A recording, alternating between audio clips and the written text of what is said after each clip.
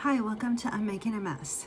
And I am still getting caught up on some of the writing that I did on my blog, titled the same, Unmaking a Mess. So please be sure to look me up and share and subscribe to it. Unmaking a Mess is a lot about the messes that I've been in and that I've created, and pretty much just trying to work my way out of them and discovering that even at my age, they still continue. And so still relying on the grace of God through so much of this. But as I continue to get caught up in some of my YouTube videos, I am reading mostly from the posts that I have written on my blog page, and that's what I'm going to do for you this evening. And this one actually, oh my gosh, like I was just trying to read through it to familiarize myself and realize that this was back when I actually finally sold. Well, we'd been working on selling the shop, but this was when I finally got a check from my business partner for my half of the shop. And so we're going back to August 6th. We are at October 29th now, but it's relevant and I want to tell you about it. So sit back, take a listen, or if you're walking, definitely just put the earbuds, yeah. Anyway, the headphones on and listen, because I'm going to try to redo these for the podcast as well. Pretty determined to get some substance, not actually substance, not like drugs like that or anything. Oh my gosh, just start reading, darling. Okay, so yeah, I called this one Last Stages, and at the particular time it was August 6th, and I had just picked up a check from the bank for my half of the shop. And if anybody is not familiar with my story, well, I went into business with my partner, who was my boyfriend at the time, and we were determined to create this community-oriented coffee shop situated between two distinctly different neighborhoods. And it was going to be a coffee shop, but be very community-driven. And it was a place like where the high school students could go, because there was a high school where I graduated from, like not even 2 blocks away from it. And I just wanted a place like where this part of town could really call their own, because it's not like it's the west side of town. It doesn't have quite as much. It needs some tender, loving care, but you know what? There's a lot of heart and humbleness and a lot of family and community to this side. So it was just the perfect spot for us to open up a coffee shop, not to mention the fact that there was not a coffee shop around. There had been one years before, but it did not have a drive-through like we did. So needless to say, it went over pretty well, and I'm always really thankful that I got to be part of opening that and handing it over to someone that I know is doing really well. We still stay in touch. I still contact him frequently and go to the shop and spend time there and all that business. But anyway, so yeah, at this particular time, I had picked up a check, and it was just,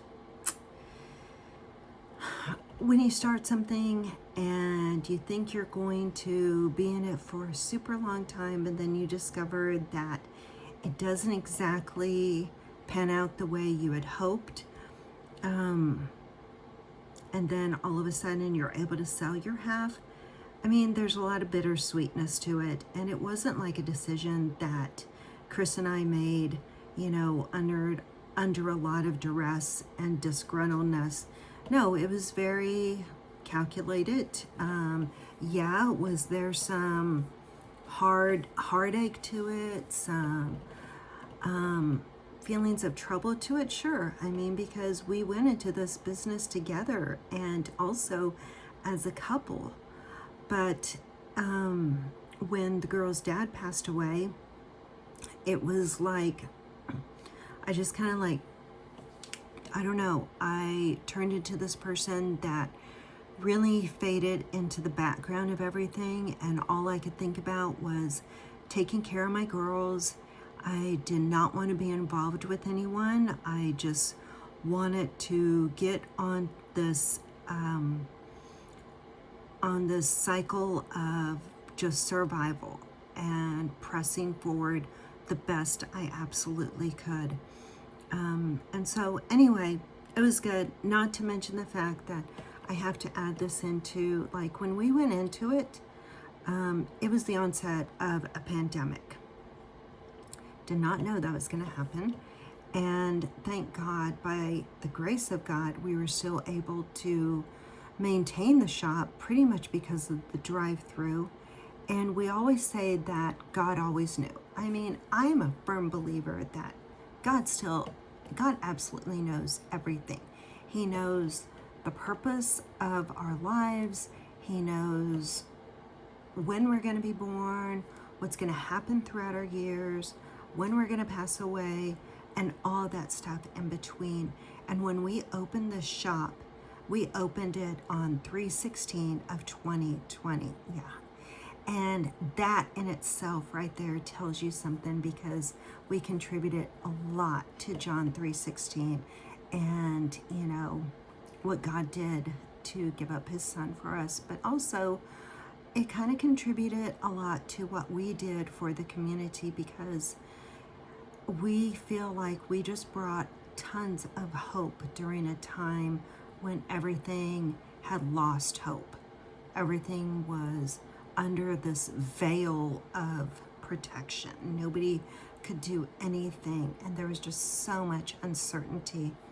And yeah, we just brought a lot of encouragement just by, you know, greeting people at the window and handing out coffee with sleeves on it that, you know, had a lot of quotes on them and uplifting messages. But anyway, I think because of that pandemic, the hard part about it as well is something that I don't think we actually calculated for, because we kept our prices very much according to the area we were in. We didn't want to be like the super high priced coffee shop. We wanted it to be affordable. And there was not a lot of profit, at least not enough for two people to maintain an income from. And so that was the really sad part about it. And I know he's doing really well. Chris is doing great. And I just appreciate everything that he's doing to continue the shop. And yeah, and it just wasn't enough for two incomes. And so now I have this fabulous job that I absolutely love. And I can totally get into that sometime as well, because that in itself is another story. But anyway, you know, another reason why I wrote this particular blog is because when I left started to think about why I was leaving the coffee shop, had a lot to do with the onset of the anxiety and panic attacks and depression that really started to develop over me. It all was very much, I can pinpoint it down to July 4th of 2023, when I had my very first panic attack and found myself just sitting beside my bed, shaking and crying, and I couldn't move. And from then on, you know, it just required a lot of talking through things with my partner, my business partner, and trying to be strong.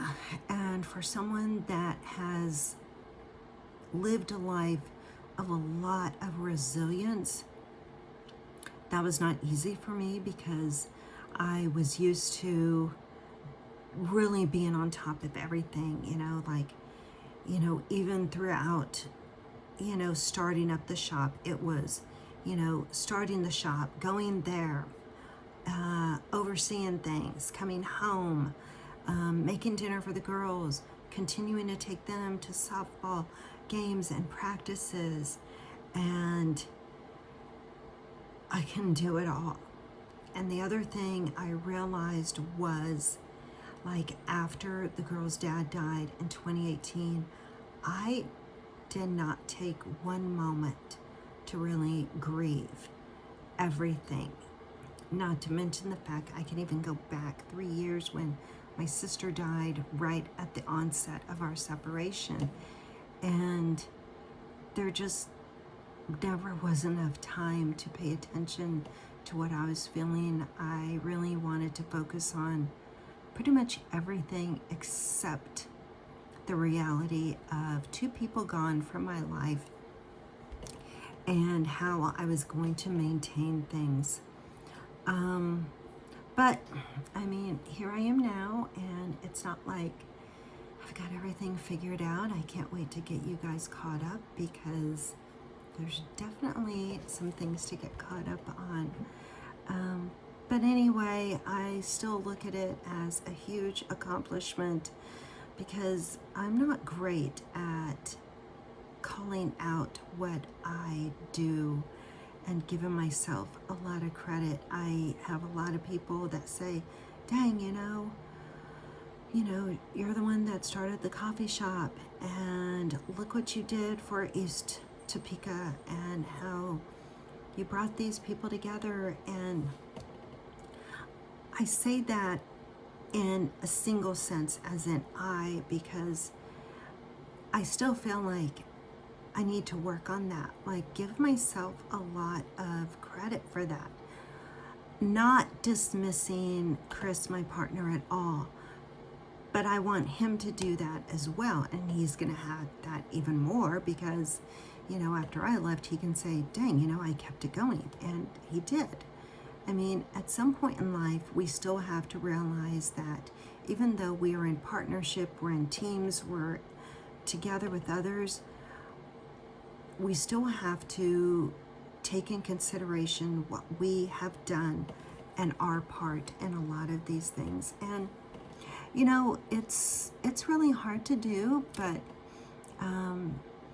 I fear God quite a bit because I fear, like, if I say too much about how wonderful things were, it's like he's going to humble me in ways that I cannot even imagine. And I know God isn't like that, but I'm not going to take my chances. But I am really proud of the shop, and I'm glad I did it. And it was definitely a part of my life that I can look back on and give God a lot of thanks during a time when we never knew we can make it. When I picked up that check from the bank, I already had an appointment with my accountant the next day. And because I'm not going to take any chances on, okay, is the whole check mine? What do I do with it? How do I allocate it properly? All I knew is I was absolutely going to pay things off because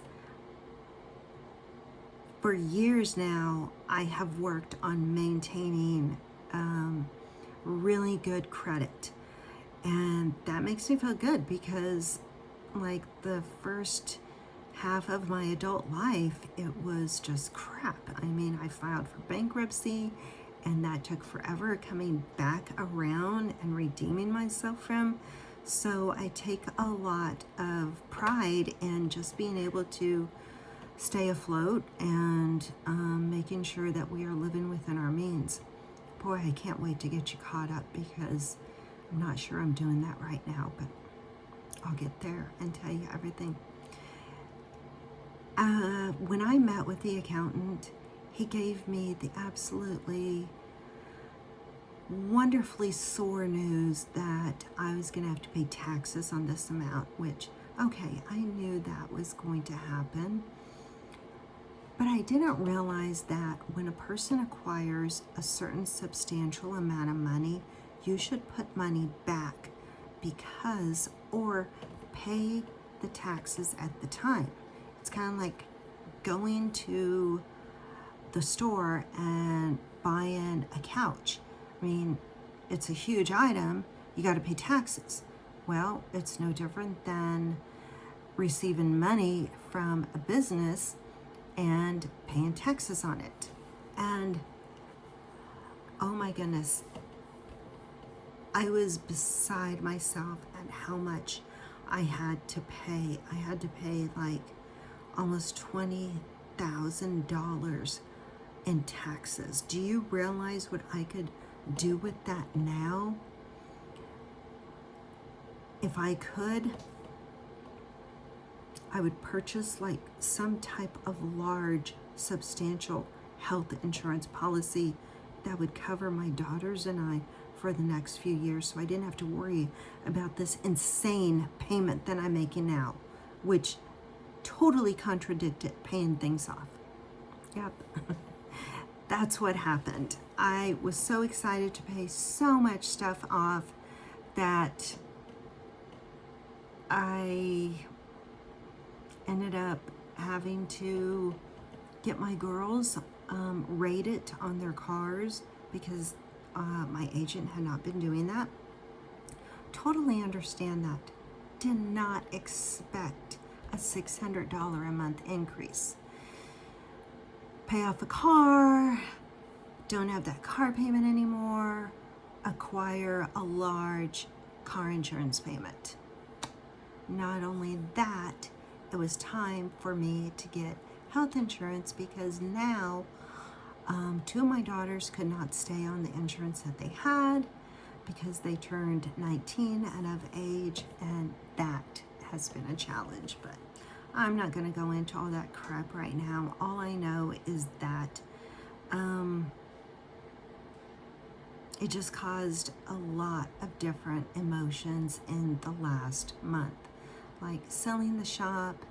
Not only that, my daughter, my oldest daughter, moved out, like really moved out, and moved 15 miles away. And I went to go visit her, and she moved into this house with another couple, and they're absolutely adorable little baby boy who's almost a year old. And it was just a lot. Like, when you acquire money, you think you're going to acquire happiness. Yeah, I mean, it felt great to pay things off. It does not solve everything. I think if you're ultra rich, you can get past those taxes because you can donate money. But when you only have like, $130,000, $40,000 and you're giving away,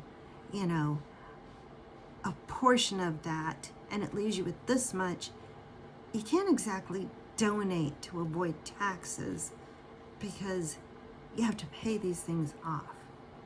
Whatever, it is what it is. And as I was writing this, I was taking a lot of my emotions out, and my emotions get taken out on this chocolate and sour gummies. Eat another one again. Whatever. I'm working hard to try to maintain myself, and that's what matters. The moral of the story is I'm just going through a change here, and I'm trying my best to accept it for what it is. Going through changes have never bothered me because I always found it to be an opportunity to try something else, try something new. The only problem with that is as you get older, you discover you don't have that many years left to try something new anymore. So you're trying to salvage and utilize these last several years the best that you can and use these years as wisely as possible. I mean, there's so many things that I still want to do, and I don't want to say there's no way, because I'm not that kind of person. I'm the kind that where if there's any chance, I'm going to make it happen. Absolutely. The older you get, you truly only have so much time. And if you don't have any money to open up a home for teenage girls that age out of foster care, and you just want a place where they can get on their feet, listen, if there's some ultra rich people out there listening to this, Topeka needs this. It's a fantastic idea. And I even have 2 places where this can happen, and your money can be used wisely.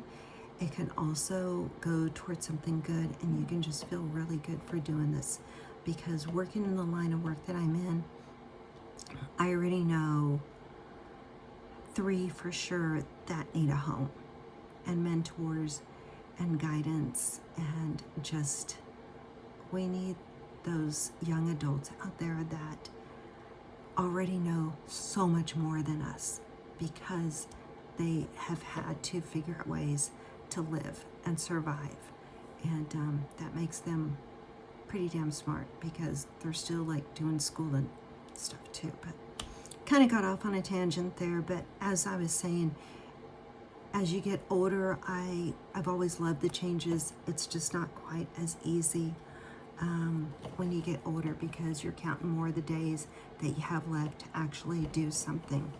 But anyway, I feel accomplished. I'm okay.